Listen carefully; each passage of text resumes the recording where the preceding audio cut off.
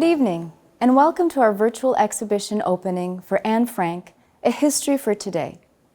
My name is Caroline Dromaguet, and I'm the acting president and CEO of the Canadian War Museum and the Canadian Museum of History. Pour commencer, j'aimerais souligner que le Musée canadien de la guerre se trouve sur le territoire traditionnel non cédé de la nation algonquine Anishinaabe. I would also like to extend a special welcome to the many Holocaust survivors and their families joining us today from around the world. The story of Anne Frank and her diary is one of the most poignant of the Second World War, reflecting as it does the stories of so many individuals of all ages during that horrific conflict. The exhibition we are launching tonight marks the 76th anniversary of Anne's death in late February 1945. The exhibition was developed by the Anne Frank House in Amsterdam, and we are proud to partner with an institution that works tirelessly to preserve Anne's memory and tell her story around the world. To open tonight's event and set the tone, I would now like to introduce Flora Love Katz and the Ottawa Klezmer Band in a beautiful rendition of a very famous Holocaust song, Stille, Stille, Quiet, Quiet, which was recorded pre-lockdown. Following the performance, you will hear a special video message recorded by Her Excellency Ines Koppelsa, Ambassador of the Kingdom of the Netherlands to Canada.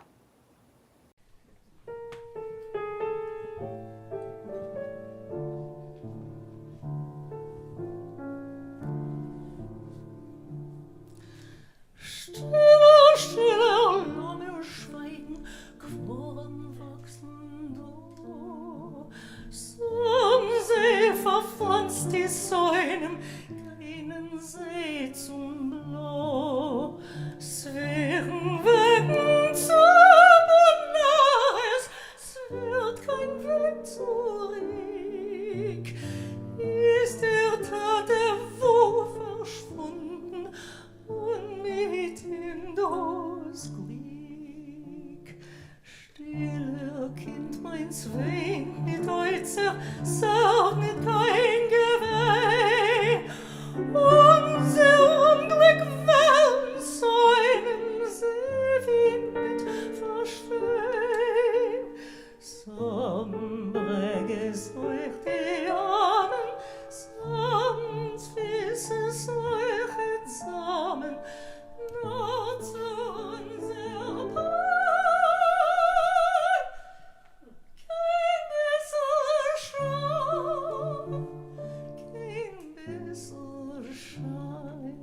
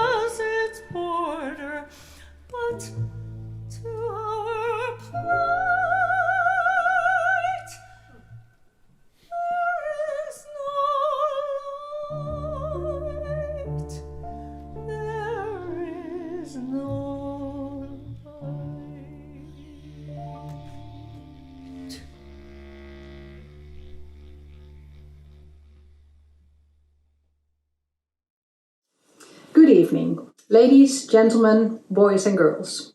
It's a privilege for me to have the opportunity to participate in the virtual opening of the Anne Frank exhibition.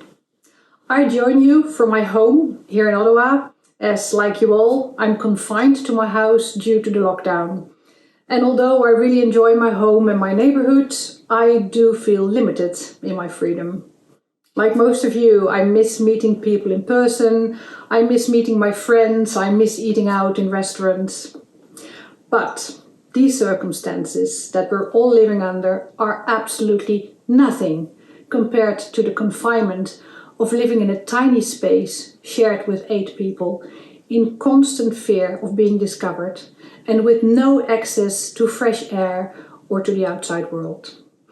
Despite living in these terrifying conditions, in the face of the worst genocide the world has ever known, Anne Frank filled her diary with messages of inspiration, strength and optimism. She even managed to do it with a sense of humor at times. She writes from the perspective of a teenager going through puberty, so we can all relate to her perspective.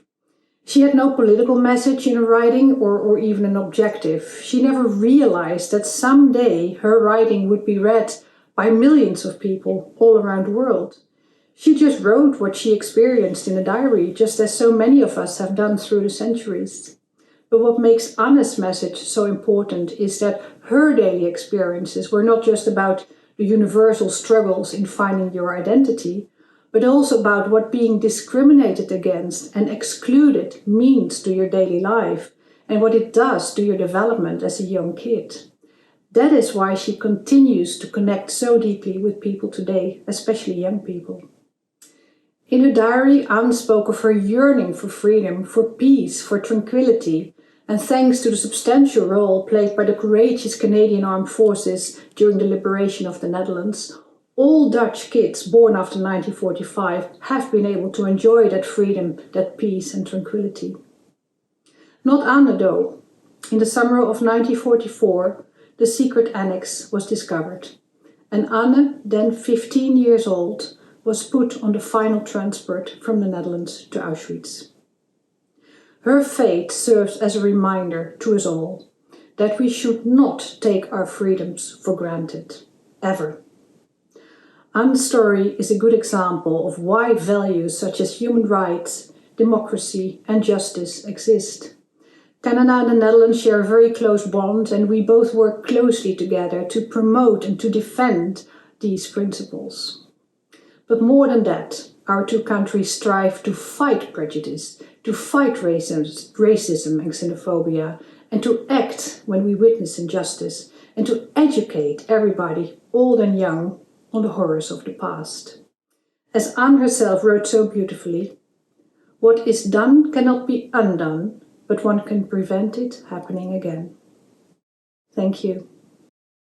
I would now like to introduce a moving and thought-provoking video testimonial by Holocaust survivor Ellie Bollegraf, who now lives in Ottawa. It is a personal account from someone who lived in similar circumstances to Anne and went into hiding in the Netherlands, but who survived the war. Ellie's testimonial will be followed by a special video message from students at the St. Mary's High School in Calgary, Alberta, where Anne Frank's story was recently presented in early 2020. As you will see, the story of Anne, so close in age to themselves, had special meaning for all of them. I certainly learned fear, and it was instilled in me. I don't think children are naturally afraid. They're curious usually, because I was told, for example, if I was outside playing, to stay behind the hedge. And I did play outside because this was a very unusual, it wasn't a normal house. It was a little hotel where people came and went, and Mrs. Wetzels, the lady, mother of the brood of children, she was also required to cook in the kitchen, and I often therefore spent time in the kitchen with her, and I played for the boys outside.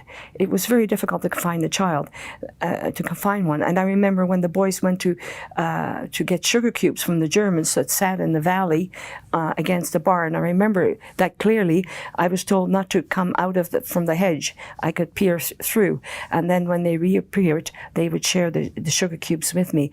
I definitely learned fear. I do not remember the why. I do remember that I wet my bed for 11 years after the war.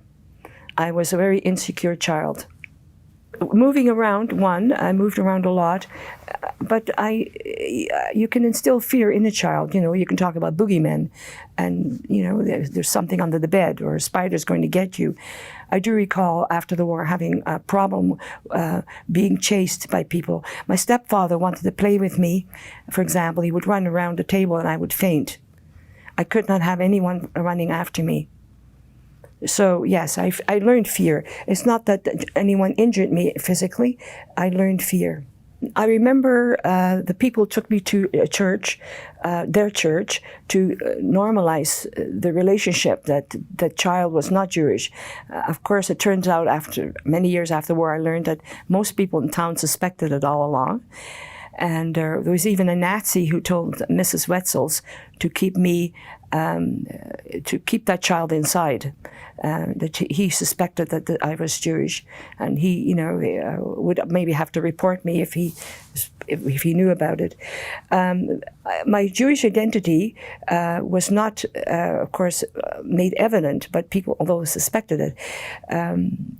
I do remember sitting in this church and this pointed bag over my head where the collection was taken, and it would boing, boing, boing over my head as it went down the row and came back again. But it was after the war, because my family had been Orthodox Jews, it was expected of me to go to a Jewish school, cheder, right away. From almost when I came back, I was sent to Jewish school, and the Jewish children came, after the war, started coming back, and those that were left, that had been in hiding. So I started Jewish school right away when I was 5 or 6 years old. Hi, I'm Ivan. I'm Emma. I'm Lucy, et nous sommes des élèves de l'école St. Mary's High School à Calgary. Last year, the Anne Frank House exhibit came to our school. We were given the opportunity to become tour guides and learn more about Anne's story. We would like to share our experiences with you in the hopes of inspiring you to learn more about Anne Frank. Ce qui a suscité mon intérêt à participer au projet d'Anne Frank fut l'impact de son histoire et comment elle a changé le monde. Cette adolescente a écrit avec tellement de beauté et de calme, et ce dans une situation impossiblement difficile et pénible. What inspired me about the Anne Frank story was the bravery and selflessness exhibited by those who hid the Frank family. These individuals risked their lives to protect innocent people in danger without any reward. Without the kindness of people like these, many more lives would have been lost in the Holocaust. Après avoir lu l'histoire d'Anne Frank, je me suis rendu compte que cette jeune fille qui exprimait ses pensées et expériences chaque jour était de mon âge. Elle était une adolescente normale qui a vu sa vie déchirée de façon violente et injuste. Son histoire m'a forcé à réfléchir sur ma propre vie et je suis venu à la conclusion que j'étais privilégié. As I learned and worked in this exhibit, it was especially touching to see how Anne was so thoughtful and optimistic for someone her age, all whilst providing hope for those around her. It was truly inspiring. She lived with so much faith despite how the world treated her so unfairly. L'histoire d'Anne Frank est importante car elle nous démontre l'impact de la guerre et de l'oppression. Anne Frank n'est pas juste un nom sur un mémorial. C'est une jeune fille qui a perdu sa vie à cause d'une persécution insensée. Son histoire est malheureusement partagée par des millions d'autres victimes de la Shoah.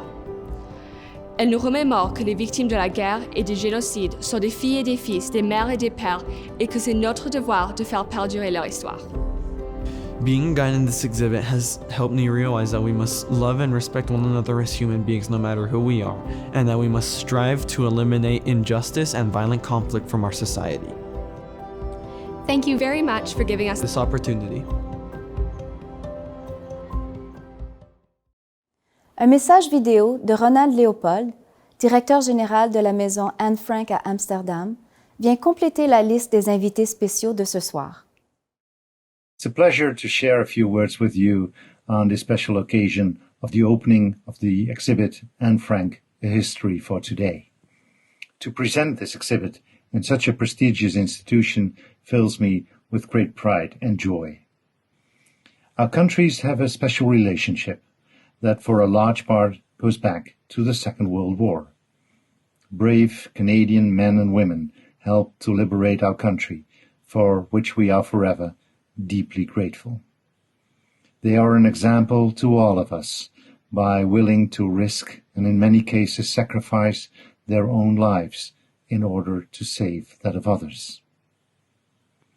Like their stories, Anne Frank's life story serves as a lens through which we view history. We learn what has happened and why it has happened. But they also serve as a mirror that shows us who we are and who we want to be in today's challenging world. Hence the title of this exhibit, It's a History for Today. Anne speaks to people of all ages, but of course her voice is the voice of the young. And therefore I'm delighted that many youngsters from across the country are engaged in this exhibit. I would like to thank the staff of the museum and everybody who was involved in this project for their efforts. And it is my sincere hope that the exhibit will attract and inspire many visitors. Je tiens à remercier chaleureusement toutes les personnes invitées ce soir, ainsi que celles et ceux qui ont participé à cet événement en provenance de tous les horizons. For more details on the exhibition, including how to visit, please go to our website at warmuseum.ca. And when you come, don't forget to visit Forever Changed, Stories from the Second World War. This recent exhibition, curated by Dr. Tim Cook, explores the war's impact on the lives of individual Canadians, including Holocaust survivors and their descendants. Merci d'avoir été des nôtres. J'espère que vous pourrez bientôt nous rendre visite pour voir l'exposition vous-même.